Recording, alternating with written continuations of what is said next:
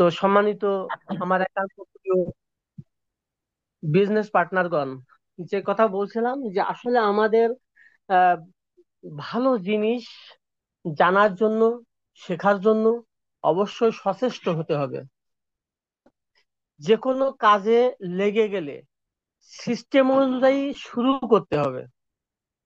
এই দুইটা জিনিস আমাদের মনে রাখতে হবে। এখন আসি, নেটওয়ার্ক মার্কেটিং এ কিভাবে আমরা প্রবলেম হ্যান্ডেলিং করব। আসলে নেটওয়ার্ক মার্কেটিং এ প্রবলেম হ্যান্ডেলিং খুবই কিন্তু গুরুত্বপূর্ণ একটা বিষয়। প্রবলেম হ্যান্ডেলিং যদি আপনি না করতে পারেন, তাহলে আপনি তো এক পাও আর সামনের দিকে এগোতে পারবেন না।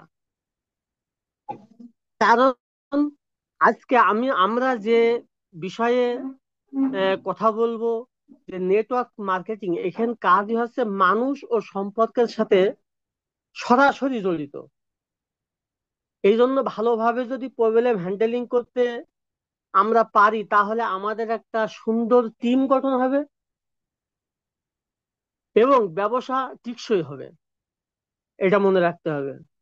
এই জন্য আমি আজকে আপনাদের সাথে কিছু কয়েকটি বিষয় নিয়ে আলোচনা করব। তার নাম্বার হচ্ছে এক, আমরা যখন নতুন কোনো প্রসপেক্টাসকে আমরা দাওয়াত দিব, তার কথাগুলো মনোযোগ দিয়ে অ্যাক্টিভিটির সাথে কিন্তু সেটা শোনা, তার সমস্যা, তার অভিযোগ শুনে আমাদের যখন আমরা শুনবো, সেটা আমাদেরও তার কথা শোনার ব্যাপারে আগ্রহ থাকতে হবে। তার কথার মাঝখানে কিন্তু কথা বলা যাবে না, মনে রাখতে হবে। যত আগ্রহ প্রকাশ করতে পারবেন তার কথার সাথে, সে আপনার প্রতি তত আহ সিম্পেথি হয়ে যাবে, বিশ্বস্ততা এসে যাবে। এই জন্য যখন কোনো ব্যক্তির সামনে আমরা দাওয়াত দিব, সে যখন কোনো সমস্যার কথা বলবে, তার সমস্যা এবং অভিযোগগুলো মন দিয়ে শুনতে হবে। দুই, ইতিবাচক মানসিকতা বজায় রাখতে হবে। অর্থাৎ তার কথা ভুল হোক আর ঠিক হোক, যাই হোক না কেন, আপনি তার সামনে এমন একটা ভাব আপনাকে দেখাতে হবে যে আপনি তার কথাগুলোর সাথে একমত। হ্যাঁ, তার কথাগুলোর সাথে একমত। এই জন্য ইতিবাচক ভাব আপনাকে বজায় রাখতে হবে। 3 নম্বর, সমস্যা সঠিকভাবে বোঝা। সে যখন তার সমস্যার কথাগুলো বলবে, সেই সমস্যার কথাগুলো, তার মূল কারণটা কি, এটা আপনাকে বুঝতে হবে। আসলে সে যেটা বলছে সেটা সত্যি নাও হতে পারে, তারপরেও কি আপনাকে সেটা বুঝতে হবে। 4 নম্বর, সমস্যাগুলো যখন শুনলেন, সেটা দ্রুত সমাধানের চেষ্টা করা। হ্যাঁ, যত দ্রুত সম্ভব তার সমস্যাগুলোর সমাধানের চেষ্টা করতে হবে, সচেষ্ট হতে হবে। যদি আপনি এখানে কালক্ষেপণ করেন বা সময় নষ্ট করেন, তাহলে আপনার প্রতি তার বিশ্বাস কিন্তু উঠে যাবে এবং সে ভাববে যে আপনি তাকে কোনো খাদের কিনারায় পৌঁছাই দিচ্ছিলেন। এই জন্য যত সম্ভব দ্রুত তার সমস্যা সমাধানের চেষ্টা করতে হবে। 5 নম্বর, বিকল্প সমাধান দেওয়া। আমরা একটা বিষয়ে, যে কোনো সমস্যা হলে একটা বিষয়ের উপরে ফোকাস দিব না, একের অধিক বিষয়ের উপরে ফোকাস দিয়ে তাকে কনভার্ট করার চেষ্টা করা। এই জন্য বিকল্প সমাধান দেওয়ার চেষ্টা করতে হবে। 6 নম্বর, অভিযোগকে ব্যক্তিগতভাবে না নেওয়া। অর্থাৎ সে যখন কোন অভিযোগ করে, অভিযোগের কথা বলে, তখন হয়তো আপনার ঘাড়েও চলে আসতে পারে। অর্থাৎ সে নেটওয়ার্ক মার্কেটিং এর সমস্যা সম্পর্কে, অভিযোগ সম্পর্কে যখন বলবে, তখন আপনিও একজন নেটওয়ার্কার হিসেবে হয়তো মনে করবেন যে সে অভিযোগটা আমার উপরে ছেড়েছে। না, এই সময়েও আপনাকে নিরপেক্ষতা বজায় রাখতে হবে। কখনোই নিজের উপর সেটা নেওয়া যাবে না। 7 নম্বর, ফলো আপ করা। যদি আপনি যদি আপনি তার সমস্যা এবং অভিযোগ, যে সমাধানটা দিলেন, সে তাৎক্ষণিক সেটা যদি বুঝে যায়, তা বুঝুক বা না বুঝুক, অন্তত এই বিষয়টা নিয়ে তার সাথে মাঝে মাঝে ডিসকাস করা, আসলে সে বুঝেছে কিনা, না বুঝলে আবার কি সমস্যা, এই জন্য ফলো আপ করাটা অত্যন্ত জরুরি। আর এখানে শিক্ষা নেওয়া, শিক্ষা হচ্ছে প্রতিটি সমস্যা থেকে শিখে ভবিষ্যতে যেন একই সমস্যা আবার না হয় তা নিশ্চিত করতে হবে, সেটা নিশ্চিত করাটা জরুরি। উদাহরণস্বরূপ আমরা বলতে পারি, কেউ যদি বলে, হঠাৎ আপনাকে একটা, আপনি একজনকে একটা প্রোডাক্ট দিয়েছেন, দেওয়ার পরে সে বলল, "এই, আপনাদের পণ্যে কাজ করছে না।" তখন হয়তো আপনি রেগে গেলেন, কি কাজ করছে না, হাজার হাজার মানুষ আমার পণ্য ইউজ করছে, ভালো হয়ে যাচ্ছে। কখনো এরকম করা যাবে না, রাখা যাবে না। পণ্য কাজ করছে না, আপনি তাকে বলবেন, আপনার অভিজ্ঞতা শেয়ার করার জন্য আপনাকে ধন্যবাদ, তবে আসুন আমরা দেখি কিভাবে আমরা এটি সমাধান করতে পারি। এখন সে কিভাবে ইউজ করেছে, কখন ইউজ করেছে, কিভাবে ইউজ করেছে, এইটা সুন্দরভাবে শুনে তার একটা সন্তোষজনক জবাব দিতে হবে। কখনোই রাগা যাবে না। এখন আসুন, নেটওয়ার্ক মার্কেটিং এর 5টি কমন প্রবলেম আমাদের সামনে কিন্তু আসে। তবে এই কমন 5টি প্রবলেম যদি আপনি হ্যান্ডেলিং করতে পারেন, তাহলে আপনি হয়ে উঠবেন একজন সফল নেটওয়ার্কার। অবশ্যই সফল নেটওয়ার্কার হয়ে উঠবেন, কারণ প্রত্যেকটা কাজের শুরুতে সমস্যা আসবেই। এটা আমরা যারা নেটওয়ার্কের এই পর্যায়ে আসছি, আমাদের সামনেও হাজার হাজার প্রবলেম আসছে। সেটা আমরা কিভাবে সমাধান করার চেষ্টা করেছি দেখুন। প্রথম যে সমস্যাটা আসবে, যখন আপনি কাউকে দাওয়াত দিবেন, তখন সে আপনাকে প্রথম কথাই বলবে, এটা একটা স্কাম, অর্থাৎ প্রতারণা। একটা কমন, একদম কমন, ও দেখেছি দেখেছি, এরকম কত কোম্পানি অমুক জায়গায় খুয়াইছি, তমুক জায়গায় খুয়াইছি, মানুষ এরকম প্রতারণার শিকার হয়েছে, আসলে হয়েছে। তো এটা হচ্ছে প্রথম সমস্যা, যে নেটওয়ার্ক মার্কেটিং তো একটা স্কাম, এটা একটা প্রতারণার ফাঁদ। সম্মানিত আমার একান্ত প্রিয় বিজনেস পার্টনারগণ, এক্ষেত্রে আপনি যে উত্তরটা দিবেন, আপনি বলবেন যে হ্যাঁ, আমি আপনার সমস্যাটা বুঝতে পারি। আসলে বাজারে কিছু খারাপ প্রতিষ্ঠান ছিল এবং আছে বলেই মানুষের মনে এরকম তৈরি হয়, এরকম কথা তৈরি হয়। যেমন আমরা বলে থাকি একটা কথা, যে দই খেয়ে গাল পুড়ে, চুন খেয়ে গাল পুড়ে দই দেখলে ভয় পায়। সুতরাং এই কম, 1 নম্বরের কমন প্রবলেমটা বা অভিযোগটা কিন্তু আসবে, সেটাকে আপনাকে তার সাথে সুর মিলায়েই বলতে হবে যে হ্যাঁ, আসলে অনেক খারাপ প্রতিষ্ঠান ছিল বা আছে, যার জন্য মানুষের মাঝে এরকম তৈরি হয়। তবে আমাদের কোম্পানি সরকারের রেজিস্ট্রেশন প্রাপ্ত, নিয়মিত ট্যাক্স দেয়, এবং আমরা পণ্য ও সেবার মাধ্যমে আয়ের সুযোগ তৈরি করি। কি করতে হবে, যে আপনি বর্তমান অনলাইন বা অফলাইন যেভাবে হোক, মানুষ একটু টাচ করে বের করতে পারে যে এই কোম্পানিটা সরকার অনুমোদিত কিনা, সরকারের ট্যাক্স দেয় কিনা। এইগুলো তাকে জানাতে হবে যে হ্যাঁ, এরকম ফরওয়ার্ড কোম্পানি ছিল বা এখনো আছে, মানুষ প্রতারিত হচ্ছে। তো আমাদের কোম্পানিটা, এটা হচ্ছে সরকারে মানে রেজিস্ট্রেশনকৃত, এবং ভ্যাট, প্রতিনিয়ত তারা ভ্যাট দিয়ে এদেশে ব্যবসা করছে। শুধু তাই নয়, আমরা এখানে শুধু সাদা কাগজ দিয়ে বা গাল গল্প দিয়ে এই বিজনেসটা করি না। আমরা এখানে পণ্য সরবরাহ করি, এবং সেই পণ্য কিভাবে ব্যবহার করছে, এই ফলো আপ এবং সেবার মাধ্যমেই আমরা এই বিজনেসটা করে থাকি। আমরা শুধু ফাও কথা বা টাকা ইনভেস্টের কথা আমরা বলি না, আমরা পণ্যের বিনিময়ে মানুষের সেবার মাধ্যমে এখানে বিজনেস করি বা আয়ের সুযোগ সৃষ্টি করি। কোনো অবৈধ উপায়ে আমরা এখানে কোনো কাজ করি না। কারণ আপনারা এখানে যারা আছেন, আপনারা সবাই তো জানেন যে আমাদের টাকার সাথে কোনো সম্পর্ক নাই। টাকার সম্পর্ক পণ্যের সাথে, পণ্য এবং অর্থের বিনিময়ে আমাদের এই সেবাটা। সুতরাং এটা সলভ করা তো সহজ। যদি আপনি চান, নতুন প্রসপেক্টাসকে তখন বলতে হবে, যদি আপনি চান আপনিও অফিসিয়াল আমাদের ডকুমেন্টস গুলো আপনাকে আমি দেখাতে পারি। আমরা যারা যে যে যার লিডার আছে এখানে, এই লিডার আমাদের সকল প্রকার ডকুমেন্টস আছে। আমাদের শরিয়া ডকুমেন্টস আছে, আমাদের পণ্যের আমার ডকুমেন্টস আছে, কোম্পানির ডকুমেন্টস আছে, এগুলো সব আছে। এগুলো আপনারা সংগ্রহ করবেন এবং তাকে দেখাবেন।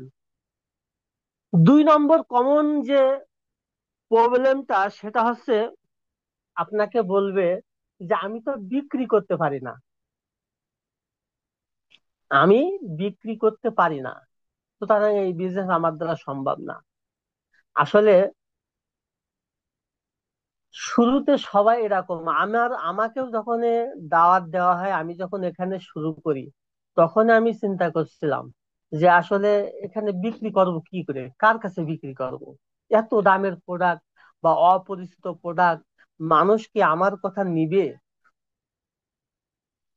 আসলে তখন একটা কথা তাকে বলতে হবে যে দেখেন, আমরা কেউ বিক্রয় শিখে জন্মগ্রহণ করি না। যে কোনো বিক্রয়, ক্রয় বিক্রয় শিখে মানুষ কিন্তু জন্মগ্রহণ করে না। এই ক্রয় বিক্রয়টা স্থানকাল পাত্র ভেদে প্রত্যেকেই এই সিস্টেমের ভিতরে চলে আসে। কেউই ক্রয় বিক্রয় হিসাব কিতাব জেনে কিন্তু জন্মগ্রহণ করিনি। এই জন্য কি করতে হবে, আমরা আপনাকে প্রশিক্ষণ দিব। তাকে বলতে হবে যে আমরা আপনাকে প্রশিক্ষণ দিব কিভাবে সহজভাবে পণ্যের অভিজ্ঞতা মানুষের মাঝে শেয়ার করতে হবে। আমার কালাম ভাই তার আলোচনায় একটা কথা বলে যে শীত প্রধান দেশে, হ্যাঁ, শীতের দেশে ফ্রিজ বিক্রি করা। আপনারা অনেকেই তার এই বক্তব্যটা শুনেছেন, বা আমরা এখানে অনেক আলোচনায় হয়তো এই বক্তব্যটা আমরা শুনেছি। তো এগুলো কি একটা প্রশিক্ষণের মাধ্যমে আমরা কিন্তু এগুলো শিখেছি। এজন্য এই বিক্রয় শিখতে হলে আমাদের অবশ্যই প্রশিক্ষণ নিতে হবে। আমরা কেউই বিক্রয় শিখে জন্মগ্রহণ করিনি। এজন্যই ট্রেনিং এর আমাদের এই যে প্রতিনিয়ত অনলাইন অফলাইনে ট্রেনিং দেওয়া হচ্ছে। আমরা অযথা এমবি নষ্ট করে আমরা কিন্তু আম, রাত দিন মোবাইল টিপি। দেখুন, আমিও যখন বা আমার কালাম ভাই, আমরা যারা এখানে যে এ পর্যায়ে আসছি, আমরা এক সময় যখন প্রবাসে ছিলাম, তখন প্রবাসে কোনো সামাজিকতা থাকে না, কোনো সংসার থাকে না, কোনো চায়ের আড্ডা থাকে না। তাহলে আমরা কি করতাম এই সময়টা? হয়তো আমার ডিউটি ছিল, প্রফেশনাল ডিউটি ছিল 8 ঘন্টা বা 10 ঘন্টা, কিন্তু আরো তো পড়ে থাকে 14 ঘন্টা। এই 14 ঘন্টা আমরা কি করতাম? এই 14 ঘন্টার ভিতরে আমরা যা নামাজ কালাম পড়তাম, নামাজ কালামে নাই আমাদের 1 ঘন্টা গেল, আর থাকে কত? 13 ঘন্টা। খাওয়া দাওয়াই নাই গেল হচ্ছে আরো 1 ঘন্টা দিনে, তাহলে থাকে এখনো 12 ঘন্টা। এই 12 ঘন্টা ঘুমালাম নাই আমরা। আর নিয়মিত নিয়মিত 8 ঘন্টাও ঘুমানো হয় না প্রবাসে।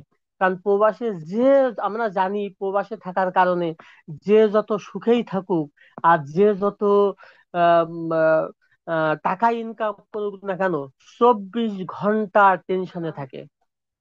আমরা আমি চিন্তা করতাম বিশেষ করে যে কিভাবে এই টেনশনের জীবন থেকে মুক্তি পাওয়া যায়। এই পথই খুঁজছিলাম, খুঁজতে খুঁজতে ডিএকশন কে পেয়ে গেছিলাম। তখন চিন্তা করলাম আমার প্রফেশনাল কাজের পাশাপাশি আমি যে সময়টা অযথা ফেসবুক, ইউটিউব দেখে সময়টা অতিবাহিত করছি। আমি এই সিস্টেমটার ভিতরে ঢুকে দেখি, এই সিস্টেমটাই আমি একটু আমার সময় ব্যয় করে দেখি। আলহামদুলিল্লাহ, সেই সিদ্ধান্ত থেকেই আজকে একটা বৃহৎ বৃহৎ কোম্পানির অংশীদার হতে পেরেছি। আলহামদুলিল্লাহ, এটা সম্ভব সবার ক্ষেত্রেই। তো সেক্ষেত্রে তাহলে কি করতে হবে, যে বিক্রয়ের জন্য প্রশিক্ষণ নিতে হবে, তাকে বলতে হবে। 3 নম্বর যে প্রবলেম, যে সমস্যা, কমন সমস্যা, আমরা যখন কাউকে দাওয়াত দেই, সবকিছু বুঝলো, বলছে ভাই আমার সময় নেই। হ্যাঁ, বলছে ভাই সময় নেই। তো যদি চিন্তা করা হয় যে আমরা যারা দেশেই আছি, 24টা ঘন্টার যদি আমরা হিসাব করি, তাহলে দেখেন তো, যে আমরা আমাদের পার্সোনাল কাজ কর্ম, চাকরি বাকরি, হ্যাঁ, এই সমস্ত সময় সেভ করার পরে কত ঘন্টা সময় আমরা বাজে ব্যয় করছি। প্রত্যেকেই চিন্তা করুন, আপনি তাকেও এই চিন্তার ভারটা দিবেন। হ্যাঁ, যে দেখেন আপনার এই 24টা ঘন্টার ভিতরে আপনি কতটা ঘন্টা কাজে লাগাচ্ছেন এবং কতটা ঘন্টা আপনি অপচয় করছেন বা অন্য সময় ব্যয় হয়ে যাচ্ছে। এই চিন্তাটা তার মাথায় কিন্তু দিতে হবে। তার সাথে একত্রতা প্রকাশ করতে হবে আগেই, যে আজকে আসলে এই ব্যস্ত জীবনে, যান্ত্রিক জীবনে সময়টা বের করা খুব চ্যালেঞ্জিং ব্যাপার। তবে নেটওয়ার্ক মার্কেটিং এর সৌন্দর্যই হচ্ছে আপনার সুবিধা মতো কাজ করতে পারবেন। সুবিধা মতো কাজ করা যায় এখানে। এর জন্য আলাদা কোনো সময় বের করা লাগে না, আপনি আপনার সুবিধা মতো সময়টা ব্যয় করে আপনি এখানে কাজ করতে পারবেন। দিনে আপনি তাকে এই যে 24টা ঘন্টার ভিতরে তাকে মানে যুক্তি দিয়ে, বুদ্ধি দিয়ে, তার কাজের হিসাবটা নিয়ে 1 থেকে 2 ঘন্টার একটা সময় তাকে বেঁধে দিবেন, যে আপনি সারা দিনের ভিতরে 1 থেকে 2 ঘন্টা আপনি এখানে ব্যয় করেন। আপনার এই ছোট ছোট সময় বিনিয়োগ মানে একদিন বড় ফল বয়ে আনবে, যেটা আমাদের এনেছে।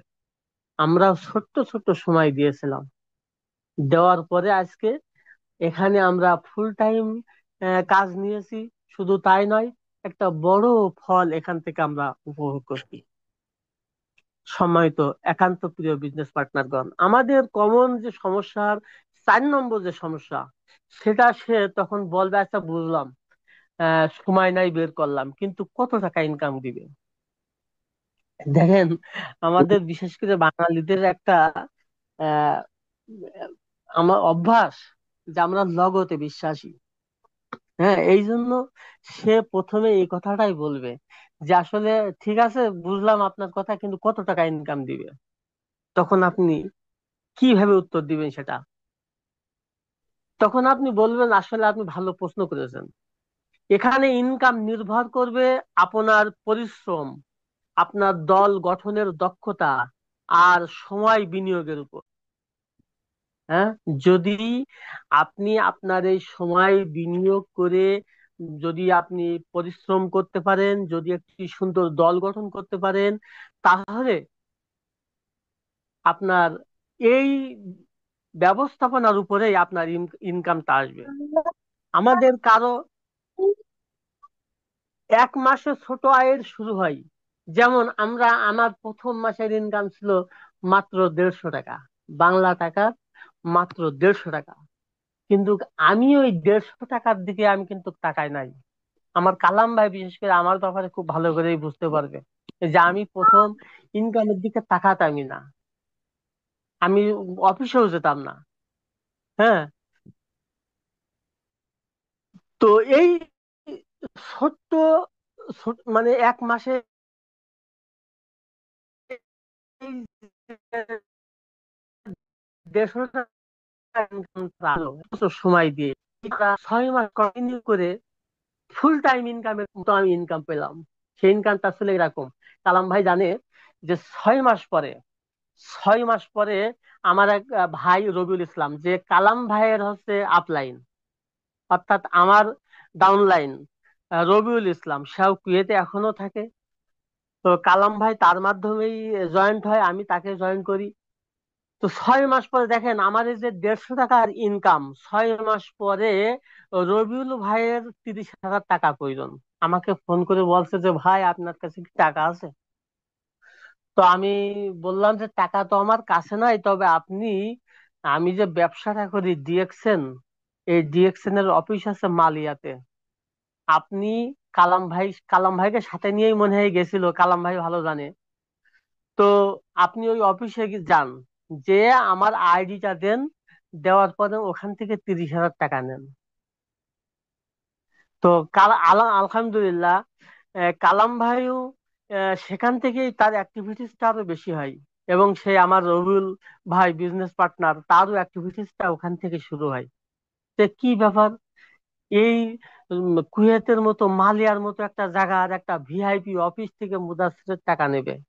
ওই টাকাটাই ছিল আমার ক্ষুদ্র ক্ষুদ্র, অল্প অল্প সময় ব্যয় করে যে ইনকামটা গচ্ছিত ছিল, সেই গচ্ছিত টাকাটা তারা সেই অফিস থেকে তুলে নেই। তো এই জন্য আমরা আমাদের ছোট ছোট সময়গুলো ব্যয় করে, আজকে ছোট সময় ব্যয় করছি, 6 মাস পরে আমার এই ব্যয়টা দেখবেন বড় আকারে আপনার সামনে উঠে আসবে। 5 নম্বর যে সমস্যা, আজ যে কথা বলছি, যে আসলে ডিএক্সএল এ তো আনলিমিটেড ইনকাম করার সুযোগ আছে। এর জন্য যে জিনিসটা সবচেয়ে বড় প্রয়োজন, সেটা হচ্ছে আপনার সর্বোচ্চ সময় বিনিয়োগ করতে হবে, সর্বোচ্চ ট্রেনিং নিতে হবে, এবং দক্ষতা অভিজ্ঞতা অর্জন করতে হবে। আপনার দক্ষতা অভিজ্ঞতা, আপনার সময় শ্রম যত বিনিয়োগ করতে পারবেন, তত ডিএক্সএন থেকে অবারিত সুযোগ আপনার জন্য হাতছানিতে ডাকছে। 5 নম্বর যে সমস্যা, আচ্ছা আমার কথা কি শোনা যায় কিনা একটু কমেন্ট করেন, বা বুঝতে পারছেন কিনা? জি জি স্যার, আপনার কথা পুরো পরিষ্কার আসছে স্যার, আপনি কন্টিনিউ করুন। জি ধন্যবাদ। 5 নম্বর যে মৌলিক সমস্যা, যে কমন সমস্যা, সেটা হচ্ছে পরিবার এবং বন্ধু বান্ধব কি বলবে। সবার ক্ষেত্রে এটা হয় কিনা একটু কমেন্ট করেন।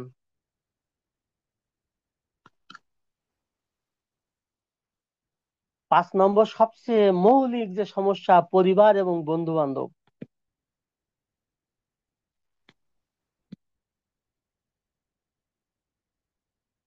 Yes, yes. হ্যাঁ, এই বিষয়টা আপনাদেরকে গুরুত্ব দিতে হবে বেশি, আমি মনে করি। কারণ যখন আপনি নতুন কিছু সৃষ্টি করতে যাবেন, নতুন কোনো পথে হাঁটবেন, তখন আপনার সাথে সর্বপ্রথম যে বাধাটা আসবে, প্রথম বাধা হচ্ছে আপনার বিবেক। প্রথম বাধা আপনার নিজেই, আপনার বিবেক। দ্বিতীয় বাধা হচ্ছে আপনার পরিবার। তৃতীয় বাধা হচ্ছে আপনার যাদের সাথে মোয়ামেলাত, বন্ধু বান্ধব, আপনার থেকে এডুকেশন পার্সন, বা আপনার একান্ত বন্ধু বান্ধব, সেখান থেকে সবচেয়ে বাধাটা বেশি আসবে। এবার আসুন বিবেক। আপনি চিন্তা করবেন যে আমি একজন প্রবাসী মানুষ, হ্যাঁ, লোকে জানে আমি লাখ লাখ টাকা ইনকাম করি, সুন্দর সুন্দর সেলফি ছাড়ি, হ্যাঁ, সাগর পাড়ে সেলফি ছাড়ি, আমি বড় বড় শপিং মলের সেলফি ছাড়ি। আজকে আমার অনলাইনে সাবানের অ্যাড দিব, পেস্টের অ্যাড দিব, বন্ধু বান্ধব কি বলবে? হ্যাঁ, এই যে বিবেক, নিজের সংকীর্ণ মনটা, এইটা আগে দূর করতে হবে। আপনাকে কিভাবে দূর করবেন? আর শাহরুখ খান যদি জুতোর অ্যাড দিতে পারে, সালমান খান যদি হচ্ছে সাবানের অ্যাড দিতে পারে, হ্যাঁ, অমুক সেলিব্রিটি তারা যদি এই এর অ্যাড এর ad দিতে পারে, তাহলে আমি তো একজন নগণ্য। এটা চিন্তা করবেন যে আমি একটা নগণ্য। আমার যদি এই অ্যাডের মাধ্যমে যদি আমি একজন আন্তর্জাতিক, ইন্টারন্যাশনাল বিজনেসম্যান হতে পারি, আমি যদি আমার প্রবাস জীবনের পরিসমাপ্তি ঘটাতে পারি, আমি যদি অন্যের উপর নির্ভরশীলতা থেকে বাঁচতে পারি, তাহলে এ কাজ আমাকে করতেই হবে। এ কাজ আমাকে করতেই হবে এবং আমি করব। এই যে সিদ্ধান্ত নিলেন, যখন আপনি এই সিদ্ধান্তটা নিবেন তখন আপনার কোথায় পরিবার, কোথায় বন্ধু বান্ধব, আপনার কেউ আপনার সামনে বাধার সৃষ্টি হতে পারবে না।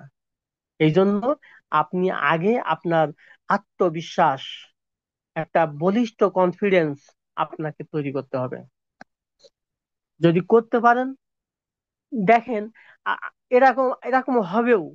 যেমন আমি যখন এই যে সাবান এবং পেস্টের অ্যাড দিতাম, তখন আমার অনেক মানে ইঞ্জিনিয়ার বন্ধু ছিল, আমার ডাক্তার বন্ধু আছে, আমার হাইকোর্ট সুপ্রিম কোর্টের লয়ার বন্ধু আছে, হ্যাঁ, বড় বড় জবের বন্ধু আছে, ব্যাংকার আছে। তারা আমার কাছে কমেন্ট, আমার ওই পোস্টের নিচে কমেন্ট করতো যে, ভাই আপনার কাছে কি তেলাপোকা মারার ওষুধ পাওয়া যাবে? বলতো, ভাই আপনার কাছে কি উকুন মারার ওষুধ পাওয়া যাবে, ইঁদুর মারার ওষুধ পাওয়া যাবে? তো এই কথাগুলো যখন বলতো, তখন আমি সাথে সাথে, আমার এটা তো একটা সমস্যা মনে করতাম, সাথে সাথে কি করতাম, আমার যিনি আপলাইন সাখাওয়াত হোসেন সাব্বিরকে ফোন দিতাম সাথে সাথে। কখন বাংলাদেশে রাত 2টো, কখন রাত 3টে, কখন রাত 4টে, কখন ভোর 5টা, ভোর 6, সকাল 6টা, এইটা দেখা দেখি নেই। যখনই সুযোগ পেতাম তখনই আমি ফোন দিতাম যে, ভাই আমার তো সামনে এই সমস্যা দেখা দিয়েছে, এখন কি করতে পারি? বলছে যে, ভাই আপনি তো একজন এরকম মানুষ, তো আপনার এরকম বন্ধু বান্ধব আছে, তো আপনি তাদের সাথে তো বাক বিতণ্ডায় যেতে পারবেন না। তো আপনি এক কাজ করেন, আপনার এই ফেসবুক আইডিটা পরিবর্তন করেন। দেখেন আমি বিজনেসে কত কনফিডেন্স, আত্মবিশ্বাস নিয়ে কাজ শুরু করেছি। যে আমি কি করলাম, সাথে সাথে আমি একটা নতুন ডিরেকশন বিজনেস উপলক্ষে আমি একটা আইডি করলাম। সমস্যা কিভাবে সমাধান করছি দেখেন। আমি তাদের সাথে বাক বিতণ্ডায় যাব না, তাদেরকে আমি ফ্রেন্ড লিস্ট থেকে বাদও দেবো না, তবে তাদের সাথে আমার সম্পর্কে ছিন্ন হবে কি করে, যে আমি আমি নতুন আইডি করব, করে আমার পছন্দ মতো লোককে আমি এখানে ইনভাইট করব। আমার সেই আইডিটা এখনো চলছে, সেই একই আইডি। আগের সেই আইডি আমি বাদ দিয়ে দিয়েছি শুধু বিজনেস করার জন্য। তাহলে নিজের বিবেককে, নিজের আত্মবিশ্বাসকে আগে তৈরি করতে হবে। পরিবার, এবার আসেন পরিবারের থেকে কি সমস্যাটা হতে পারে। বলবে, আপনার নতুন প্রসপেক্টাস আপনাকে বলবে যে আমার পরিবার তো এটা মেনে নেবে না। আসলে যারা জানে কোরআনেরই কথা, যারা জানে আর যারা জানে না, এই যে উভয়ই কিন্তু এক হতে পারে না। যারা জানে এবং যারা জানে না, উভয়ের গুণ এক হতে পারে না। সুতরাং আমি যে কাজটা করছি কনফিডেন্সের সাথে, আমি এই ডিএক্সএন এর প্রোফাইল জানি, আমি ডিএক্সএন এর প্রোডাক্ট আমি জানি, হ্যাঁ, ডিএক্সএন এর মার্কেটিং যে প্ল্যান আমার সফলতার জন্য, সেটা যখন আমি জানি, তখন আমার পরিবার তো এটা জানে না। পরিবার তো চাইবে যে আমি যেন কোনো বিপদে না পড়ি। এটা পরিবারের দিক থেকে ঠিক আছে, কিন্তু আমি যেটা জানি সেটা আমার পরিবার জানে না। সুতরাং সেটা সুন্দরভাবে হ্যান্ডেলিং করতে হবে কিভাবে, আপনার পরিবারে যারা সমস্যায় জর্জরিত আছে, বিভিন্ন শারীরিক সমস্যা, আপনি আপনার কোম্পানির প্রোডাক্ট তাদেরকে খাওয়ান, বেশি বেশি খাওয়ান। তারা যখন এখান থেকে ভালো সুস্থতা বোধ করবে, তখন আপনার কাজকে সাপোর্ট দিবে, যেটা আমি করেছি। আমি প্রথমে আমার মেয়ের মুখে ছিল ব্রণ, এই ব্রণের সাবান দিয়ে আমার বিজনেস শুরু। আমার মা বলে যে, খোকা তুই কি করছিস, লোকে কি সব করছে, তোমার ছেলে সাবান বেচছে, পেস্ট বেচছে। আমি বললাম যে, মা তোমার দাঁতের সমস্যা, তুমি আমার কোম্পানির একটা পেস্ট ইউজ করো। পেস্ট ইউজ করার পরে যখন আমার মায়ের দাঁতের সমস্যা সমাধান হয়েছে, তখন সে বলছে, না এটা তো বিরাট জিনিস। আমার মা এখন মানুষদেরকে প্রচার করে যে আমার ছেলে একটা পেস্ট বেচে, এই পেস্ট এরকম সুন্দর। আমার মেয়ে এখন বলে, আমি আমার বাবার বিক্রি করা সাবান দিয়ে আমার ব্রণ ঠিক হয়েছে, সে সাবান বিক্রি করে।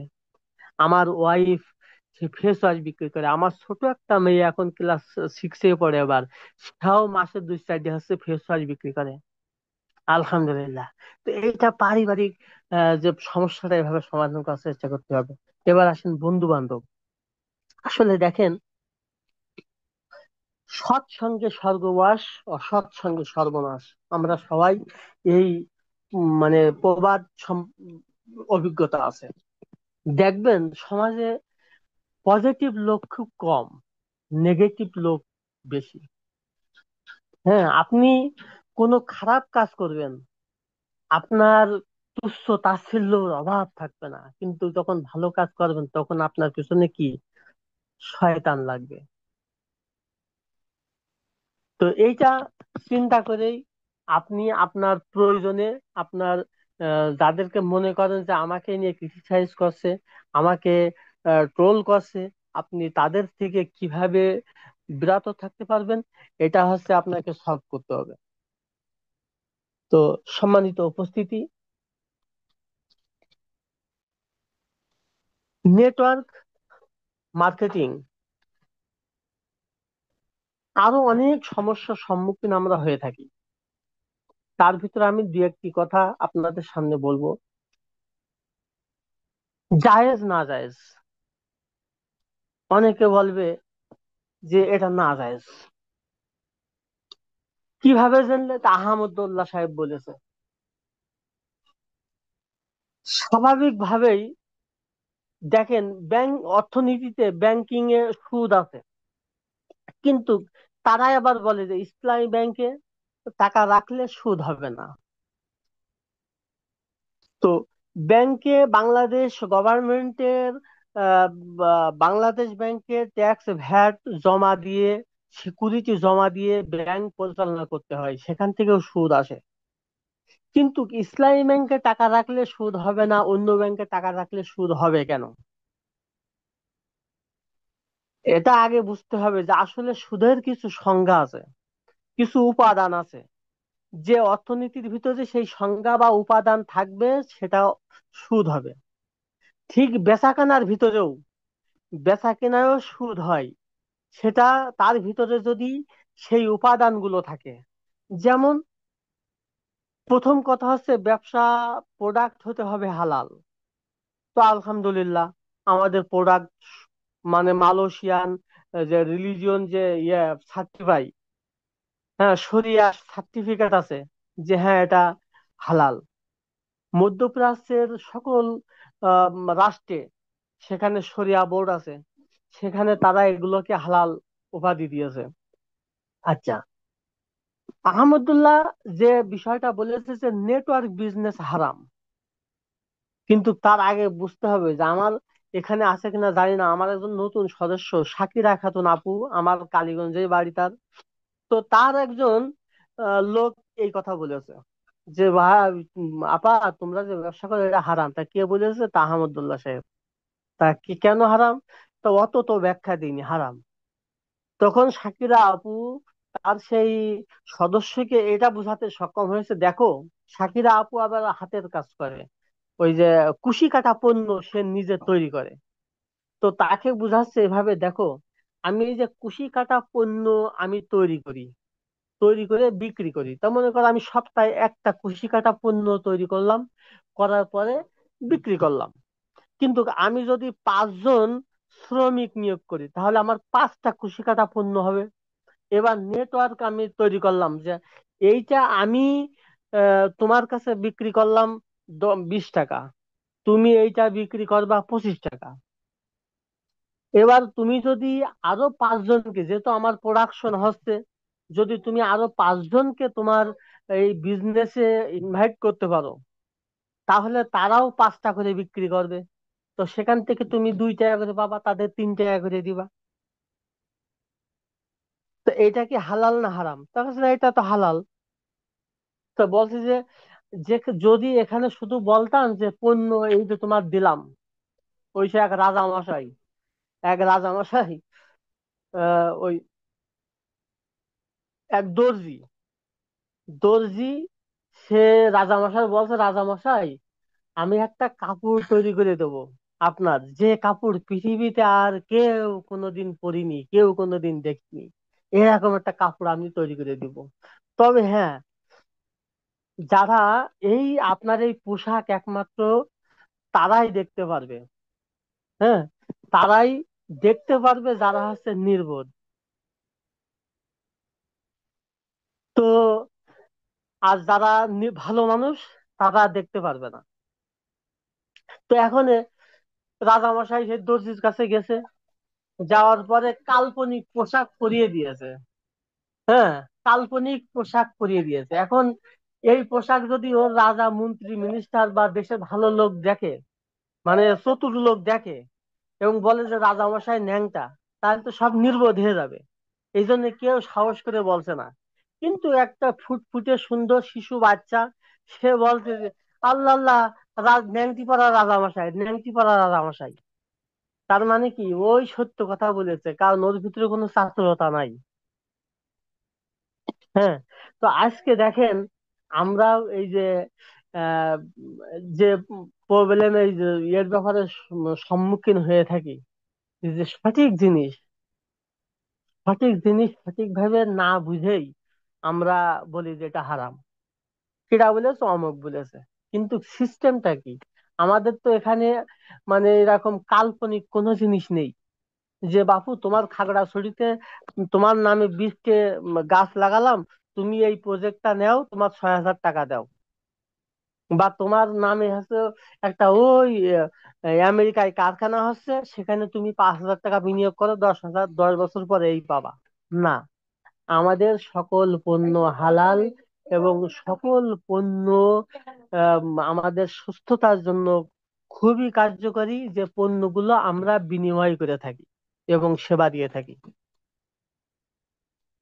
সম্মানিত একান্ত প্রিয় বিজনেস পার্টনারগণ, সুতরাং আরো অনেক সমস্যা আমাদের সামনে আসবে। তো সেই সমস্যাগুলো আমরা সুন্দরভাবে, টেকনিকে আমরা সমাধানের চেষ্টা করব। আর এর জন্য আমাদেরকে আরো বেশি বেশি ট্রেনিং নিতে হবে, অভিজ্ঞতা অর্জন করতে হবে। হ্যাঁ, দেখেন একটা বিষয়, যে যে আমি এর আগে বলছিলাম যে যে পণ্য বিক্রি করা, আসলে যদি আপনার সিস্টেম জানা থাকে তাহলে আপনি বুঝতে পারবেন যে আমাদের কাজ তো আসলে পণ্য বিক্রয় করা না। আমাদের কাজ কি? অভিজ্ঞতা শেয়ার করা। আমাদের কাজ অভিজ্ঞতা শেয়ার করা। যেমন একটা উদাহরণ আমি দিই, যে আমি যখন কুয়েত থাকতাম, তখন আমি যে মহল্লায় বাস করতাম, সেই মহল্লায় একটা শপিং মল আছে।